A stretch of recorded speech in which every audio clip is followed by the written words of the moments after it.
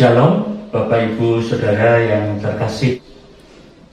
Dalam Tuhan Yesus Kristus saya akan menyampaikan warta lisan GKI Gondomono Semarang Minggu 20 Februari 2022. Warta yang pertama, kebaktian Minggu.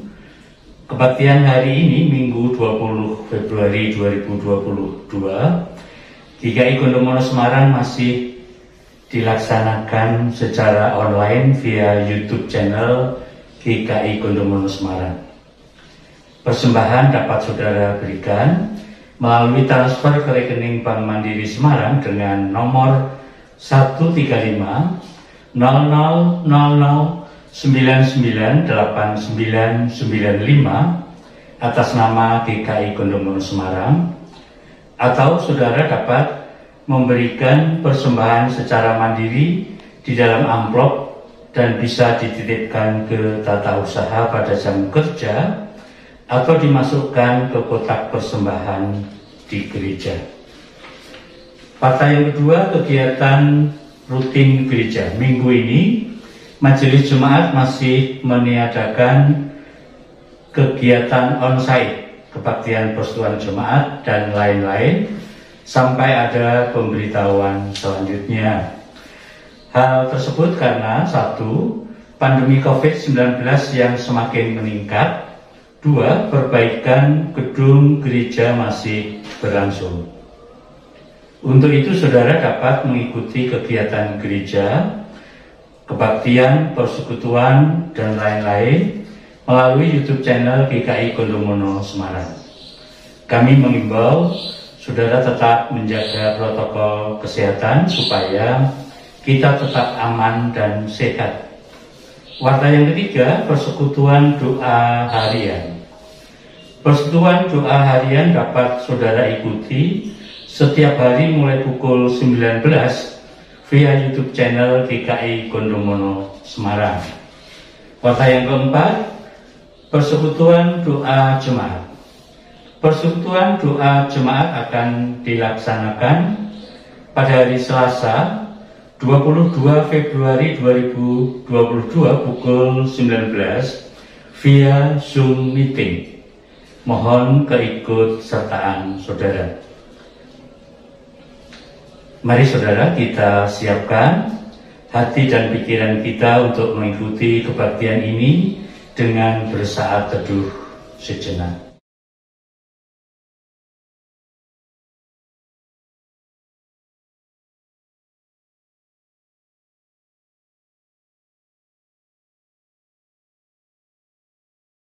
Saudara, saya undang untuk bangkit berdiri. Mari kita awali kebaktian ini dengan pujian Seindah Siang Disinari Terang, PKJ 242, baitnya yang pertama dan kedua.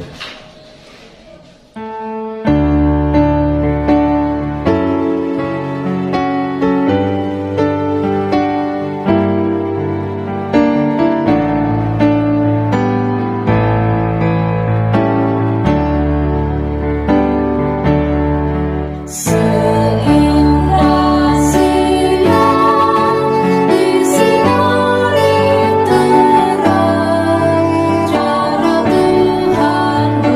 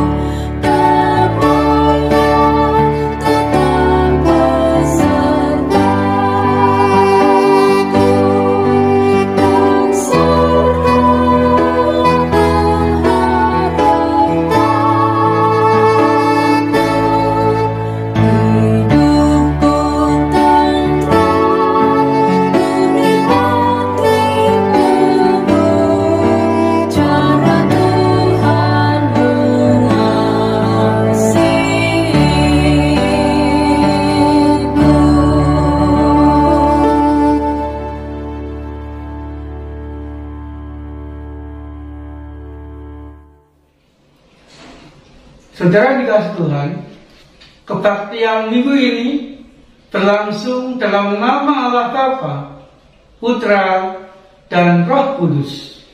Amin.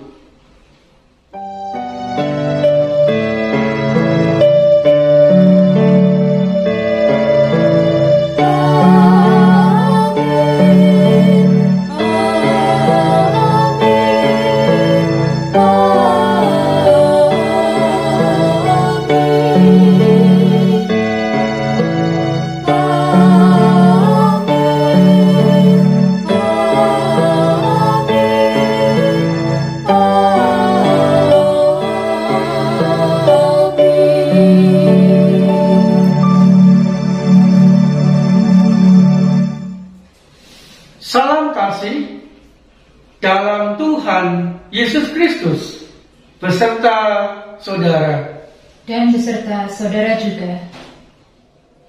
Saudara, mari kita syukuri karena Tuhan Yesus menjadi manusia untuk menebus dan mengampuni kita dari dosa melalui Roma pasal 3 ayat 23 hingga 25a demikian. Karena semua orang telah berbuat dosa dan telah kehilangan kemuliaan Allah, dan oleh kasih karunia telah dibenarkan dengan cuma-cuma karena penebusan dalam Kristus Yesus. Kristus Yesus telah ditentukan Allah menjadi jalan pendamaian karena iman dalam darah-Nya. Ku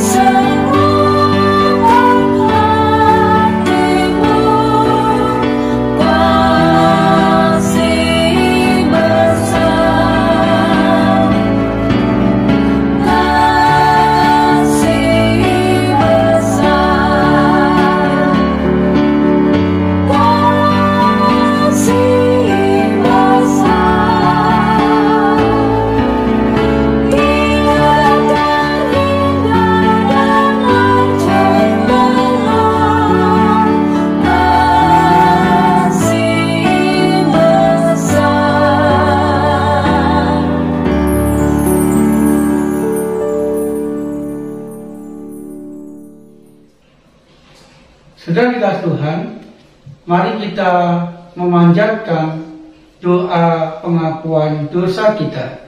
Kita berdoa, saudara. Kami mengucap syukur ya Tuhan, di tengah-tengah beratnya kehidupan kami, di tengah-tengah lelah yang kami alami, Engkau datang kepada kami dengan cinta kasih-Mu, cinta kasih yang menguatkan kami, cinta kasih yang mendampingi kami, cinta kasih yang memampukan kami, dan juga cinta kasih yang mengampuni dan memulihkan kehidupan kami. Tuhan Yesus, agar kami sungguh-sungguh senantiasa mengalami cinta kasih-Mu itu dan pengampunan-Mu, perkenankanlah secara pribadi kami mengakui dosa dan salah kami di hadapan Tuhan.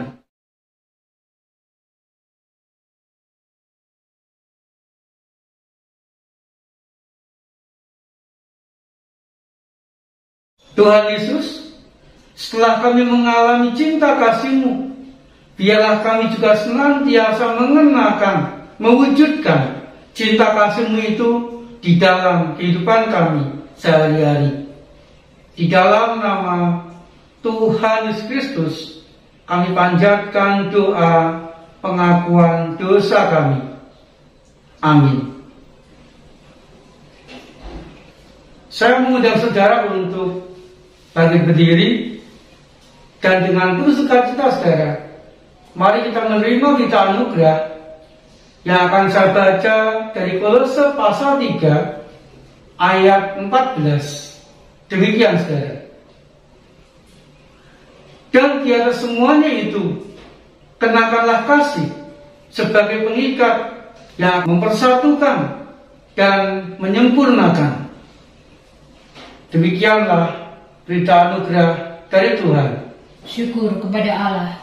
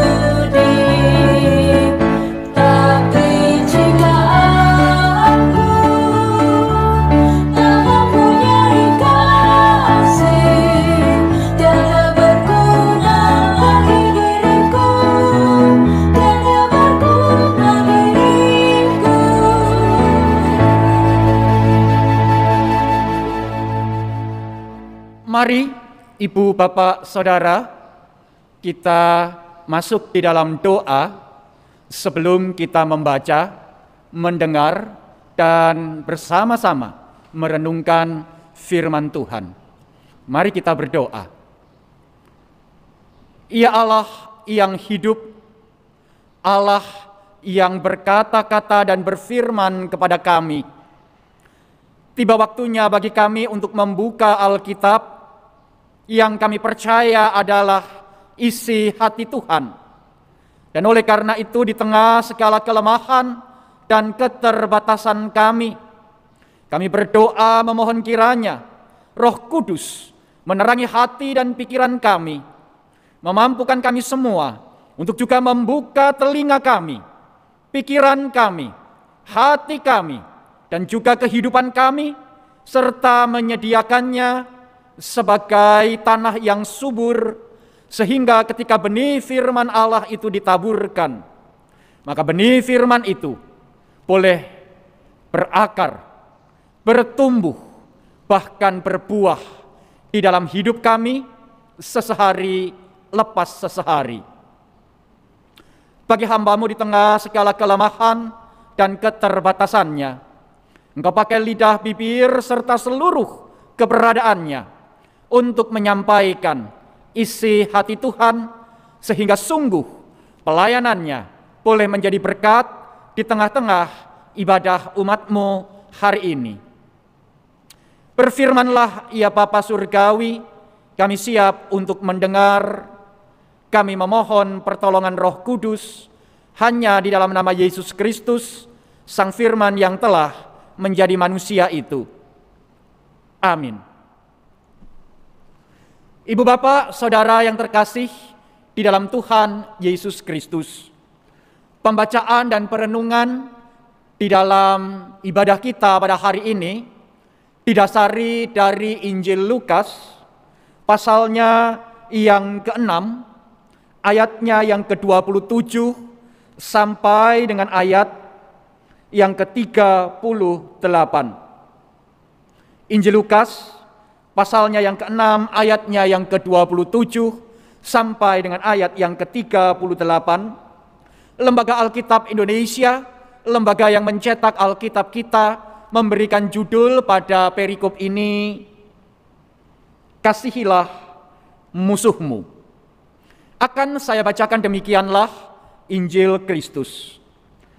Tetapi kepada kamu yang mendengarkan aku berkata, kasihilah musuhmu, berbuatlah baik kepada orang yang membenci kamu, mintalah berkat bagi orang yang mengutuk kamu, berdoalah bagi orang yang mencaci kamu. Barang siapa menampar pipimu yang satu, berikanlah juga kepadanya pipimu yang lain. Dan barang siapa yang mengambil jubahmu, biarkan juga ia mengambil bajumu. Berilah kepada setiap orang yang meminta kepadamu, dan janganlah meminta kembali kepada orang yang mengambil kepunyaanmu. Dan sebagaimana kamu kehendaki supaya orang perbuat kepadamu, perbuatlah juga demikian kepada mereka. Dan jikalau kamu mengasihi orang yang mengasihi kamu, apakah jasamu? Karena orang-orang berdosa pun mengasihi juga orang-orang yang mengasihi mereka. Sebab jikalau kamu berbuat baik kepada orang yang berbuat baik kepada kamu, apakah jasamu? Orang-orang berdosa pun berbuat demikian. Dan jikalau kamu meminjamkan sesuatu kepada orang, karena kamu berharap akan menerima sesuatu daripadanya, apakah jasamu? Orang-orang berdosa pun meminjamkan kepada orang-orang berdosa, supaya mereka menerima kembali sama banyak. Tetapi kamu, kasihilah musuhmu, dan berbuatlah baik kepada mereka, dan pinjamkan dengan tidak mengharapkan balasan. Maka upahmu akan besar, dan kamu akan menjadi anak-anak Allah yang Maha Tinggi. Sebab Ia baik terhadap orang-orang yang tidak tahu berterima kasih, dan terhadap orang-orang jahat. Hendaklah kamu murah hati, sama seperti Bapamu adalah murah hati. Ayat 37. Janganlah kamu menghakimi, maka kamu pun tidak akan dihakimi. Dan janganlah kamu menghukum, maka kamu pun tidak akan dihukum. Ampunilah, dan kamu akan diampuni. Berilah, dan kamu akan diberi. Suatu takaran yang baik, yang dipadatkan, yang digoncang, dan yang tumpah keluar akan dicurahkan ke dalam ribaanmu. Sebab ukuran yang kamu pakai untuk mengukur akan diukurkan kepadamu. Sampai sedemikian jauh pembacaan Injil Yesus Kristus.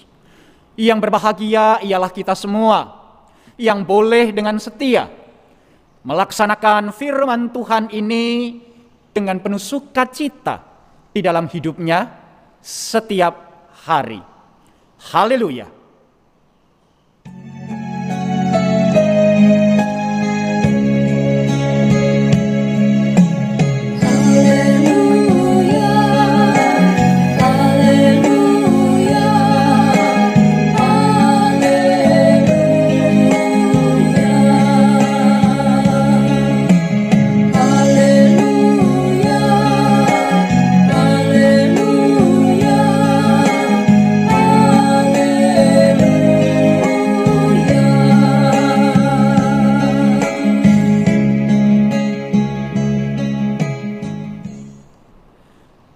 Ibu, bapak, saudara yang terkasih di dalam Tuhan Yesus Kristus, menjadi hal yang lumrah kita jumpai pada hari-hari ini di tengah kepadatan lalu lintas.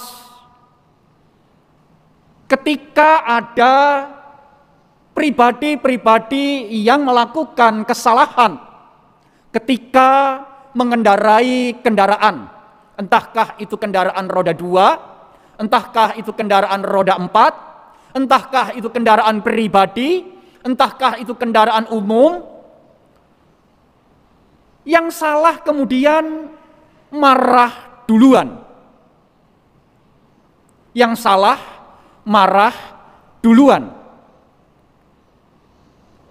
Biasanya yang salah kemudian akan mendelik, memelototkan matanya, bahkan tidak jarang kemudian mengeluarkan kata-kata makian, mengeluarkan kata-kata umpatan yang menunjukkan kejengkelan, menunjukkan kemarahan. Dan saya sering kemudian berkata kepada istri saya, kenapa ya? Hari ini orang yang salah malah marah duluan. Kenapa ya? Pada hari ini sering kali kita jumpai di jalan raya orang yang melakukan pelanggaran justru orang yang marah-marah. Istri saya kemudian menjawab dengan ringan, "Oh, wajar. Karena secara psikologis orang tidak suka disalahkan. Dan oleh karena itu sebelum ia disalahkan, ia ambil ancang-ancang dulu, dia membentengi dirinya terlebih dahulu. Dan cara yang paling cepat, paling ampuh, ia marah. Sebelum disalahkan, lebih baik menyalahkan." Ibu, bapak, saudara yang terkasih dalam Tuhan Yesus Kristus, itu fenomena dan itulah peristiwa-peristiwa yang sering kali terjadi dan kita jumpai ada di sekitar kita. Begitu banyak orang pada hari ini merasa diri benar, bahkan merasa diri paling benar, sehingga ia tidak lagi peka terhadap kesalahan, atau bahkan tidak mau disebut sebagai atau dipandang sebagai orang yang bersalah. Padahal di dalam sebuah pertentangan, dalam sebuah ketegangan, dalam sebuah konflik, dalam sebuah perselisihan, tidak baik untuk sama-sama bersikukuh, aku benar, aku paling benar.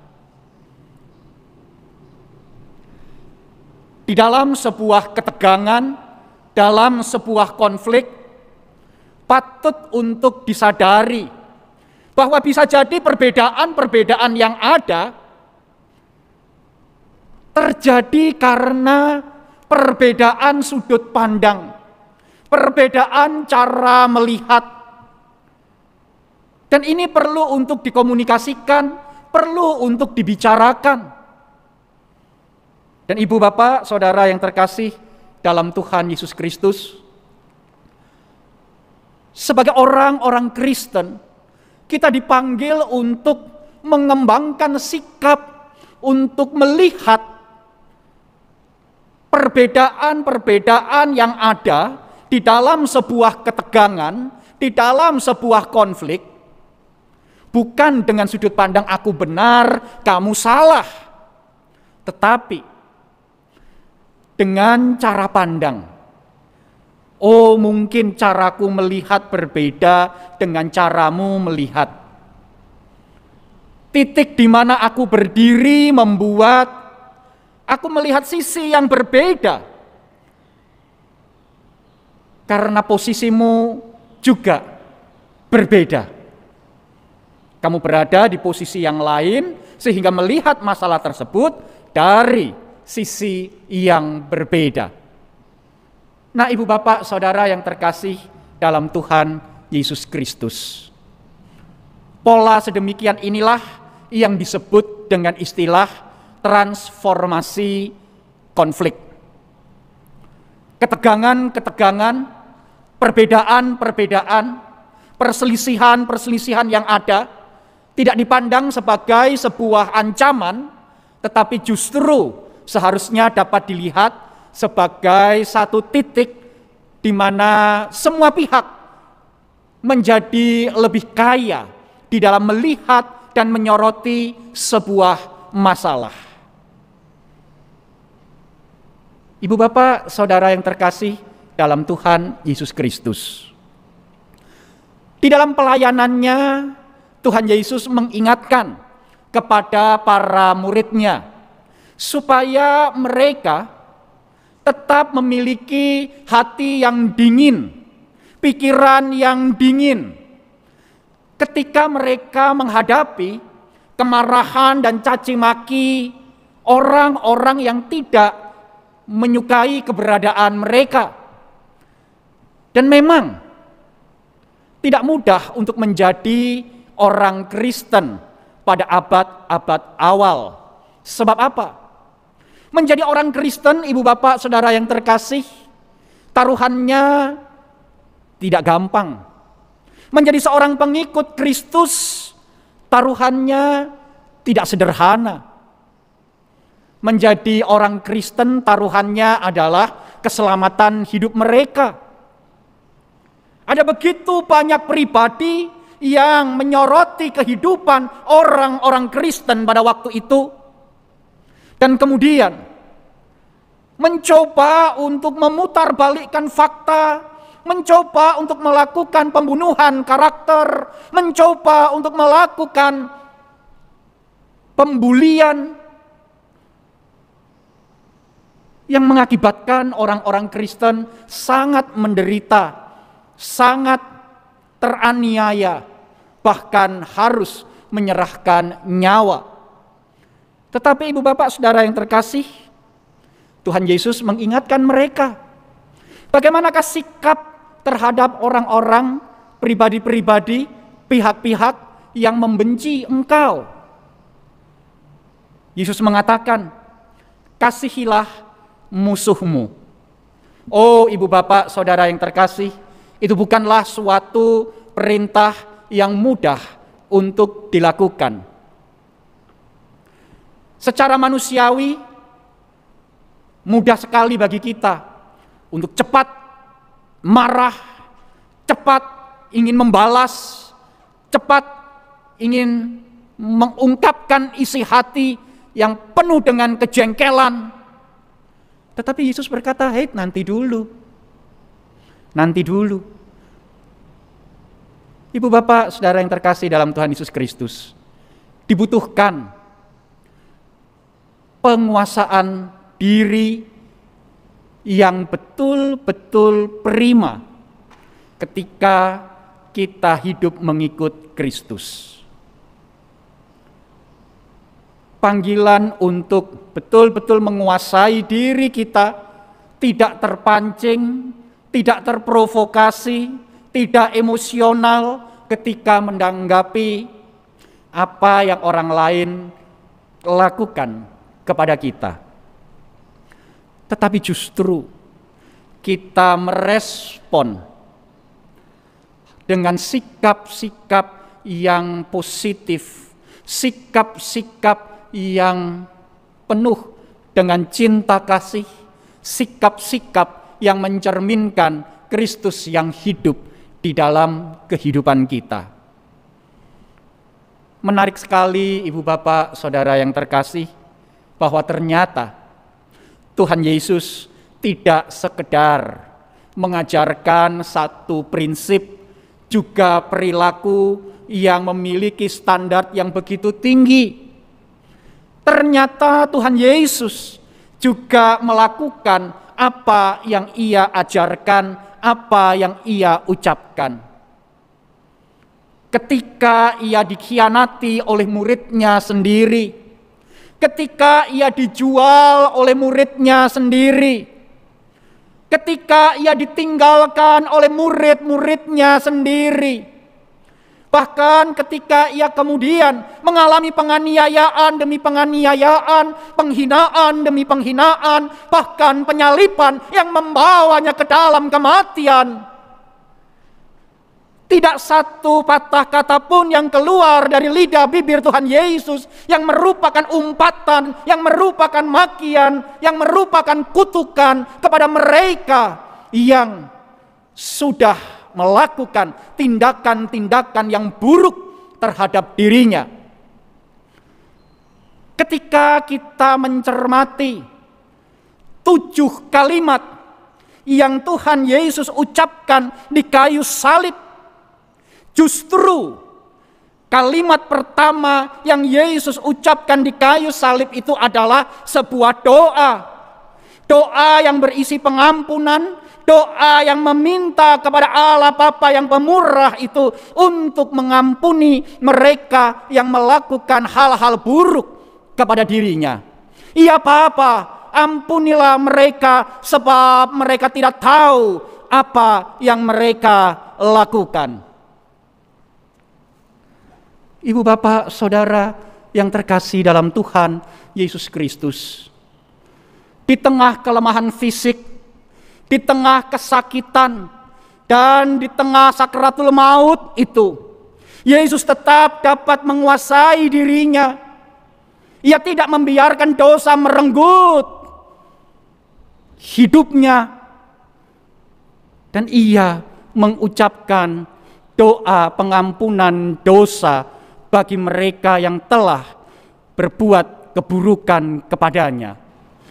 Dan ibu bapak saudara yang terkasih, baik ajaran maupun tindakan, baik ujaran maupun teladan yang Yesus sudah berikan kepada kita, bukankah itu yang harus kita pegang pada hari ini? Saya juga mau katakan, tidak mudah bagi kita untuk hidup sebagai orang Kristen yang betul-betul tulus di dalam menyampaikan cinta kasih Allah. Ada orang berbuat baik kepada kita, kita bisa berbuat baik kepadanya. Tetapi ketika ada pihak-pihak yang tidak berbuat baik kepada kita, pertanyaannya adalah apakah kita masih mampu untuk membalas sikap tidak baik tersebut dengan sikap-sikap yang justru mencerminkan kasih Allah di dalam kehidupan kita. Ibu bapak saudara yang terkasih,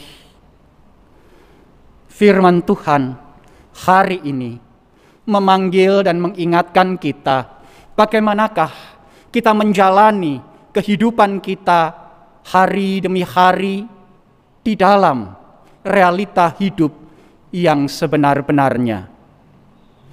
Apakah kita bersikap manis sekedar sebagai sebuah sopan santun? Apakah kita bersikap manis sekedar sebuah kebiasaan di tengah masyarakat? Ataukah kita sungguh-sungguh melakukan hal-hal yang baik, hal-hal yang mengumandangkan cinta kasih Allah dari lubuk hati kita yang terdalam, sebab Kristus hidup di dalam hidup kita. Kristus hadir di dalam kehidupan kita. Mari ibu bapak saudara yang terkasih, kita belajar dan kita terus berusaha melakukan kebaikan-kebaikan, cinta kasih, bukan sekedar sebagai sebuah adat istiadat, bukan sekedar sebagai sebuah sopan santun, tetapi lebih daripada itu, kasih Allah yang murni, kasih Allah yang sungguh-sungguh telah menebus kita. Kasih itulah yang kita cerminkan melalui hidup kita sesehari lepas sesehari. Kasihilah musuhmu, berdoalah bagi mereka yang melakukan hal-hal buruk kepadamu. Amin.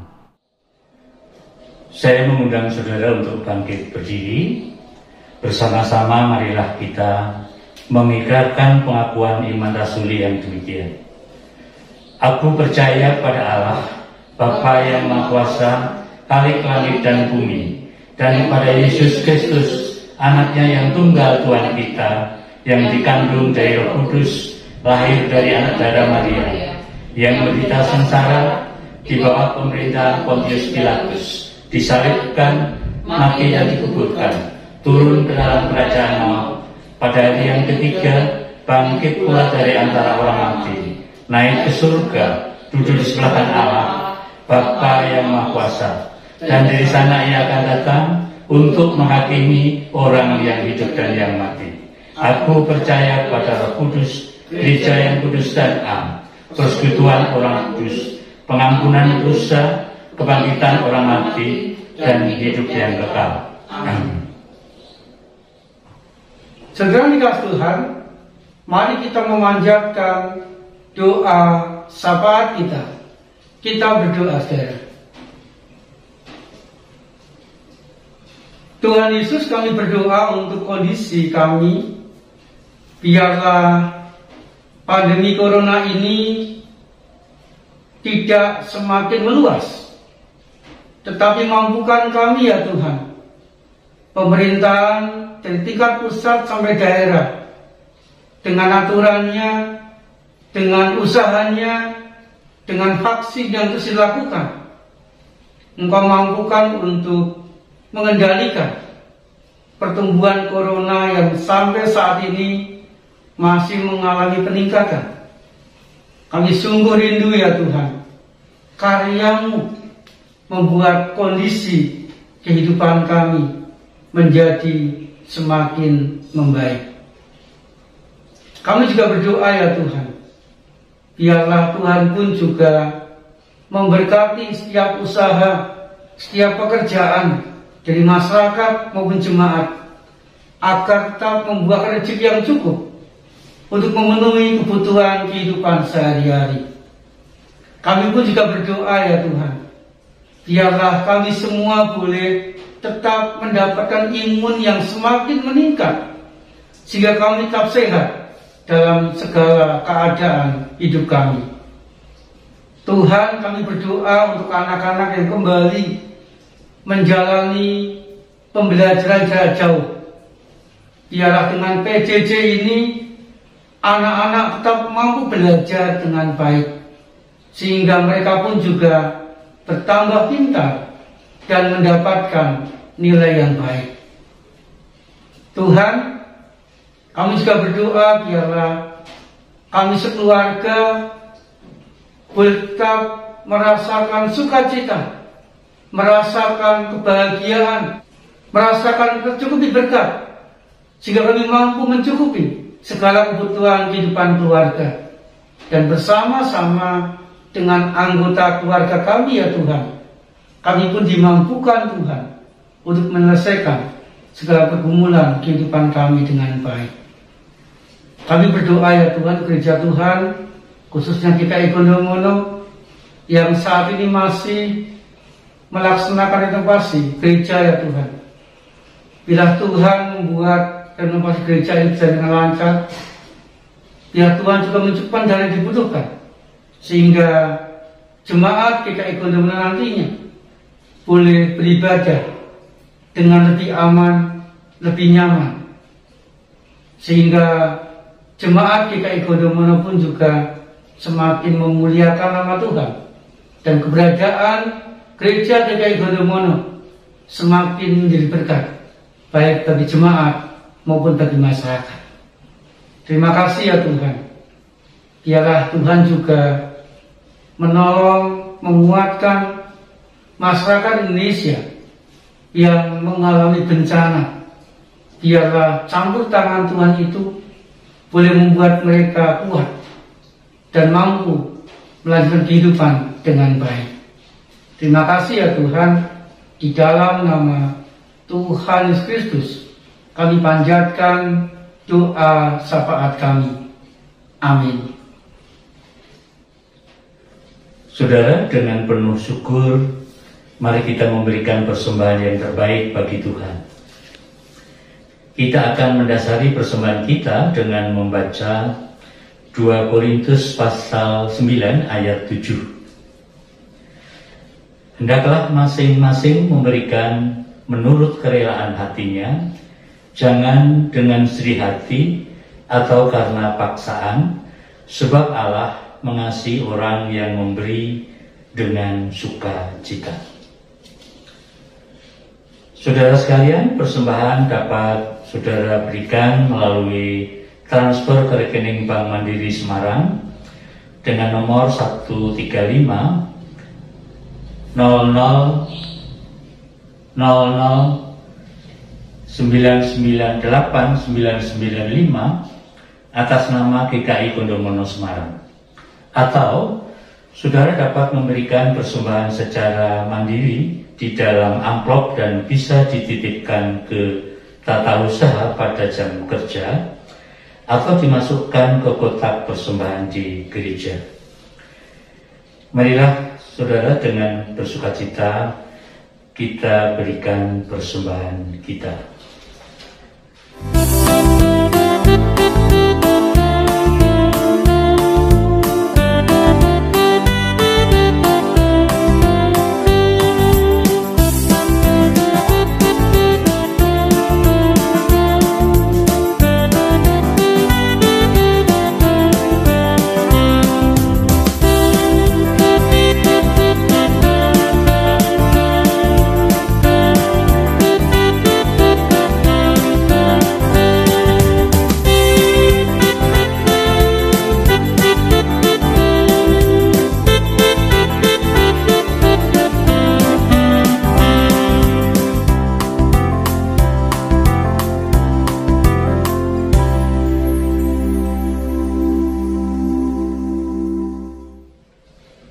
Jemaat dimohon untuk berdiri. Marilah kita membawa persembahan dalam doa.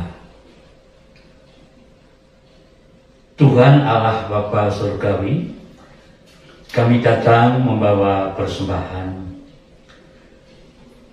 Mohon Tuhan berkenan menerimanya dan berkatilah Tuhan, sehingga kami boleh memakainya untuk pengabdian kami kepada Tuhan.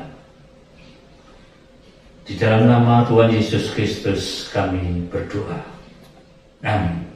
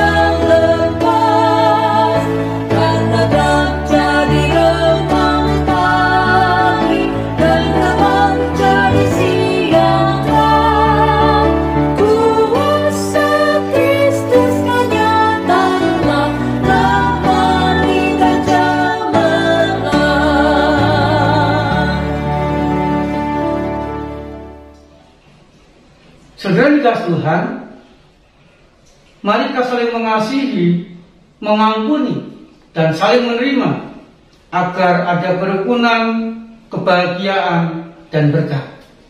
Terimalah berkat dari Tuhan. Kasih karunia dan damai sejahtera dari Allah Bapa dan Tuhan Yesus Kristus, serta persekutuan dengan Roh Kudus, menyertai saudara kini dan selamanya. Haleluya. Amin.